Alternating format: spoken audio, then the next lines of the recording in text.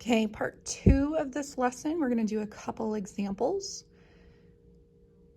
So go ahead and write this down. Example 1, line L sub 1. On your homework, you'll see lots of different lines, and I call them L sub 2, L sub 3, and so on. That way we can kind of keep track.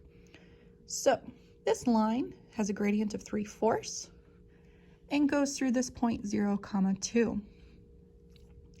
Now, whatever you start with, whatever information you know or information that is given to you, that's the form that you're going to use to write our equation. So we have to think, what do we have? We have our gradient, which is 3/4, and we have a point, which is 0, 2. So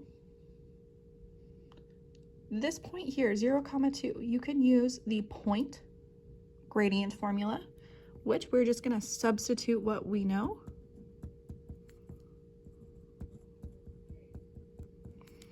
Remember, x and y always get to stay, and it's y minus y1, which is going to be this 2 value here.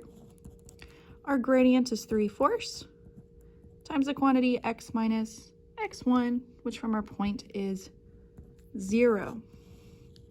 So that's the equation there. Now, if you also notice the point that they gave us, this is actually our y-intercept. So I could also use y equals mx plus b, our gradient intercept form. So you just substitute what you know. And our y-intercept is 0, 2. That means the y value goes there for the variable b.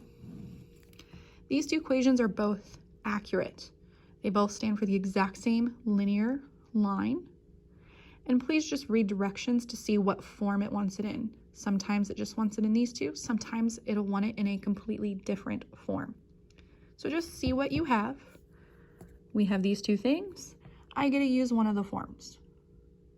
If they give you another random point that's not the y-intercept, you have to use that one, which is really nice because the name of this form is a point gradient.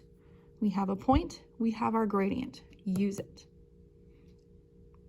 This time, they give us our gradient and our y-intercept, so we get to use both.